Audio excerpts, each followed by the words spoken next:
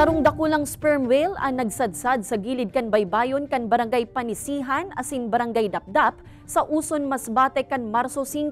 Sigun sa sarong residente nari sa ninda, ang balyena nagarunan luluya na kaya tulos man sindang nagresponde kay banan ang mga personahe kan Philippine Coast Guard para maibalik ini sa dagat.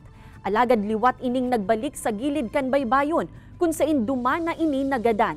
Sigun sa BFAR, nasa 16 meters ang laba kan sperm whale asin kinakarkulong nasa 40 tonelada ang gabat. Sa pagtubod kan BFAR, saro sa posibleng rason kan pagkagadan kay ni ang kakulanganin pagkakan o kaya igwa ining nakakan na nakakahilo. Sa ngunyan, pigpapalanuhan naman ang proper disposal kan balyena para di makaapektar sa mga residente sa lugar.